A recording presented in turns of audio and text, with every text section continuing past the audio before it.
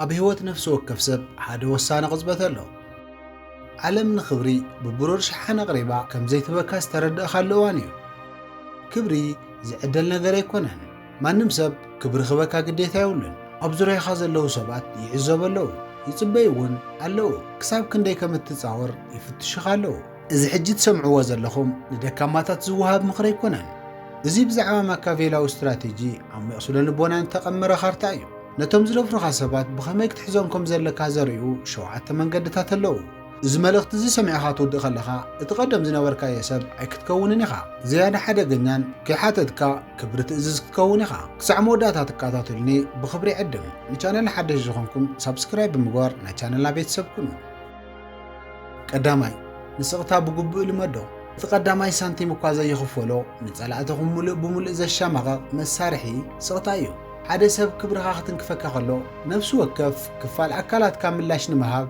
رئيسخان مكل خالن بزقود قال مليس كان موقع يدلي نساتهم زدلي وون نزملاش كتهواميو مالتون ولوت كام قول حتى خان يدلي اللو أب سمعتكا سلطان كم زلوهم مرقاقصي يدلي اللو مالتيو نزملاش أبزهاب كالو غزبت عوت بشحان قريب كايب كايو ملخا ماكافيلي نزنا قرزي كدم زمانات تردئو نيرو نفسو وكفني اشتي نقرات ملاش زهم نقص كاب زفانو كم زدفو مالتون بزحلن بزينا وصن سقطا ملاش كتهول لك إز سقطا زي دخمت يكونن انتاي كم تزاربنا مسأن سقطاون أيكونن إز سقطا زي هدانا انسسا اتزهادنو انسسا جيغا خسع زسرح زيصبيلو عينت سقطايو منهم كي تزارب كهترف كلغا كفتة تفتر أبز خفتة زي دما سلعتها بز تزارو وزربا أبزي متأممان كتحلو يجمرو كاباها بأس تتصبيهم نيرم قطعة تتصبيهم نيرم نجرجن سقطها أي جمتوا نيرم إزي دما يشغلهم طرح زي كونس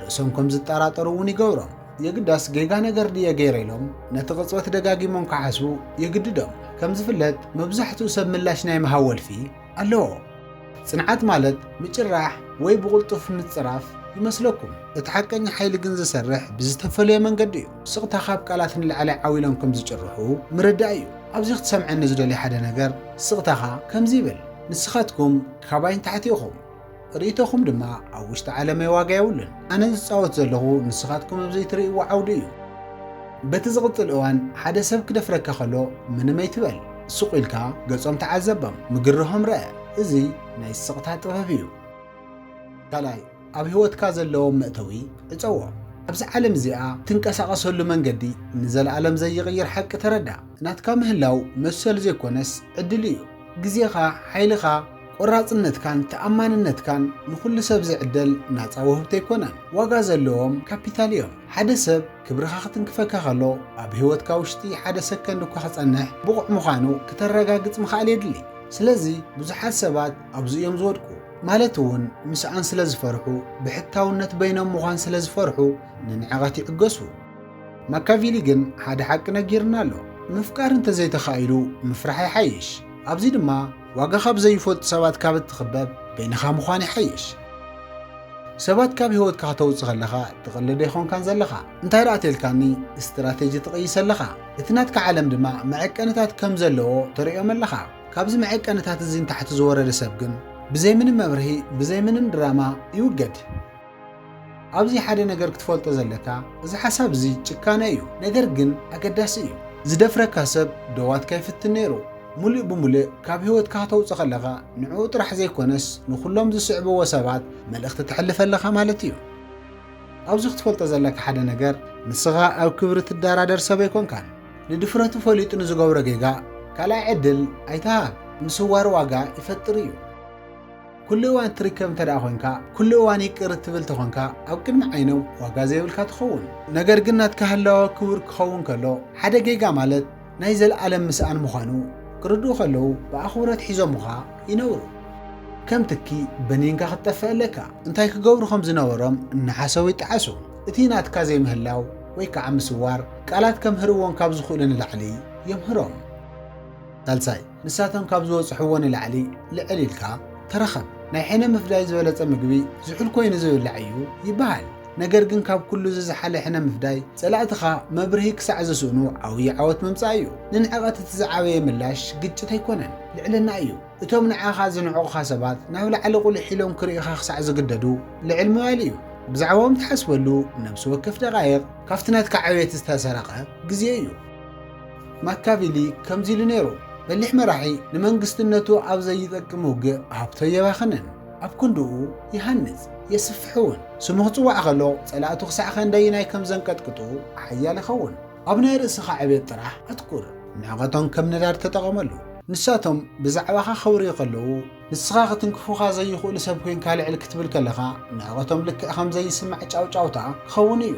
እዚ ትገብሮ ንሳቶም ጌጋ ምዃኖም ንምርግጋጽ ዘይኮነስ ንስኻ ቁኑዕ ሰብ ምዃንካ ንርእስኻ ንምርግጋጽ እዩ። ኣብቲ ልዕልናኻ ክትበጽሕ ከለኻ ሓንቲ ቃል እኳ ምዝራብ ኣየድልየካን። ዓወትካ ኩሉ ዓዊሉ ይጫደር። ነቲ ጌጋ ሰብ ከም ዝደፈሩ የርድኦም። ራብዓይ ብናይ ገዛ ርእሶም ተግባር ኣቃልዓዮም። ኣብዚ ልቢ ክትብሎ ዝደሊ ሓደ ነገር ሓደ ሰብ ክደፍረካ ከሎ ሃንደበት መሊስካ ናይ ምጥቃዕ ሚስጥሮም ናይ ምውፃእ ፈተና ኣሎ። ካብዚ ድማ ተቆጠብ። ብሉፅ ስትራቴጂስት ብቐጥታ የጥቅዕን ይጽበ ይዕዘብ እውን ኣብ መወዳእታ ድማ ንጸላዩ ባዕሉ ዝስቀለሉ ገመድ ይህቦ። ሰባት ዝደፍሩ ሰባት መብዛሕትኡ እዋን ስነ ስርዓት የብሎምን። ብኢጎ ወይ ድማ ብትዕቢት ብዕብዳንን ብናይ ርእሲ ምትእምማን ምስኣን ዝተደረኹ እዮም። ስኢልካ እንተተዓዚብካዮም ምስ ግዜ ባህርያቶም ንኹሉ ሰብ ክገሃዱ እዮም። ኣብዚ ክትፈልጦ ዘለካ ሓደ ነገር ናትካ ስራሕ ፈራዲ ምዃን ኣይኮነን፣ ስቕ ኢልካ ተዓዛቢ ምዃን እዩ።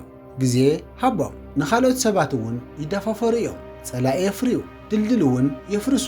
ዓለም መንነቶም ሓንሳብ ተፈጥሮ ስርሓ ክትሰርሕ ምሕዳግ ጥራሕ ዘይኮነስ መንነቶም ዝረኣየሉ ኩነታት ከተማቻቹ ትኽእል እያ። ንስኻ ዝተረጋግአኻን ምኽንያታውን ኩን።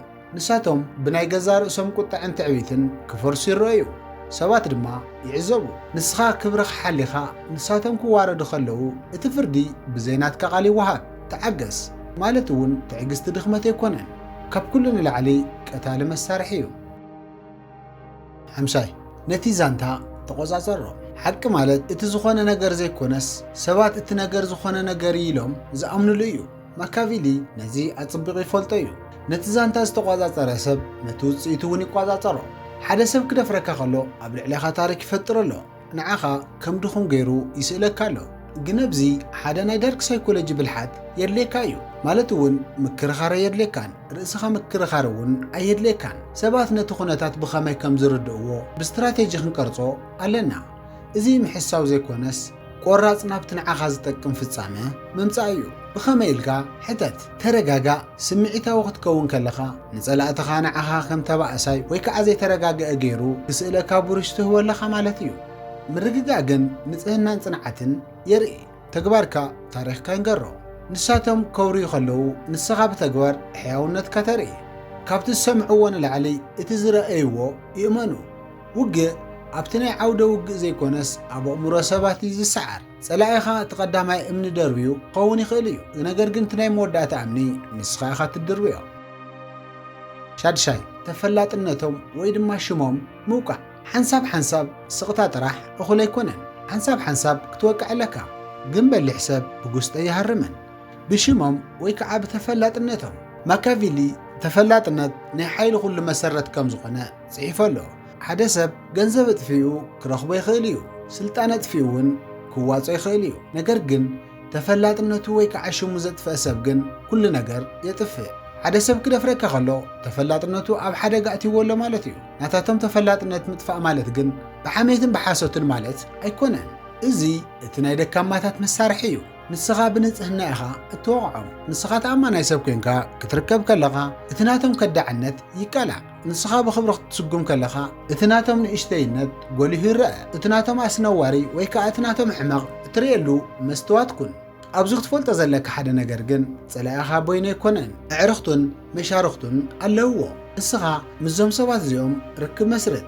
ነቶም ጸላእትኻ ዝምክሐሎም ሰባት ጠቓሚ ሰብ ኩን። ቀስ ብቐስ እቶም ናይ ጸላኢኻ መሻርኽቲ ንጸላኢኻ ኣብ ትሕቲ ምልክት ከእትውዎ እዮም።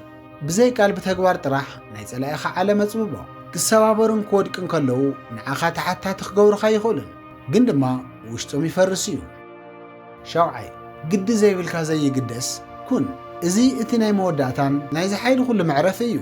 ሓቀኛ ሓይሊ ዝርከበሉ ቦታ ዘይትንከፍን ዘይብፅሕን ዘይግደስን እዩ ካብ ማንም ምንም ከም ዘይትደሊ ኣብ ዝወሰንካሉ ቅፅበት ኣብ ከባቢኻ ካብ ዘለዉ ሰባት ኩሉ ንላዕሊ ሓደገኛ ሰብ ትኸውን ንዕቐት ዝጎደካ ብዛዕባ ርእይቶ ውልቀ ሰብ ስለ ትጭነቕ እዩ መንነትካ ኣብ ናይ ካልኦት ሰባት መረጋገፂ ቫሊዴሽን ዝተመሰረተ ክሳዕ ዝኾነ ተጠቃዒ ኢኻ ነገር ግን ነዚ ፅግዕተኝነት እዚ እንተቐቲልካ ኢኸ ሓደ ሰብ ክፀርፈካ ከሎ ምንም ተዘይመሲልካኸ ቁጥዐ ንቓንዛ ኣይኮነን ናይ ምብላዕ ስምዒት እውን ኣይኮነን ምንም ተዘይመሲልካኸ ነቲ ንእምኒ እትህቦ ስምዒት ንዓኣቶም እንተሂብካዮንከ ሽዑኡ ዘይትንከፍ ሰብ ትኸውን እዚ እቲ ዝለዓለ ናይ ዳርክ ሳይኮሎጂ ደረጃ እዩ ካብ ጸላእቱ ምንም ዘይደሊ ሰብ ብጸላእቱ ክመሓደረ ይኽእልን ግዲ ዘይብሉ ዘይግደስ ማለት ከም ዘይጭነቕ ተምስል ማለት ኣይኮነን እንታይ ዳ እንተልካኒ ብሓቂ ዘይምጭናቕ ማለት እዩ እዚ ድማ ውሽጣዊ ስራሕ የድልዮ እዩ ዋጋኻ ካብ ውሽጥኻ ካብ መዐቀኒታትካ ካብ ራእይኻ ጥራሕ ክትረኽበለካ ኣብዚ ደረጃ እዚ ክትበፅሕ ከለኻ ሓይልኻ ይቕየር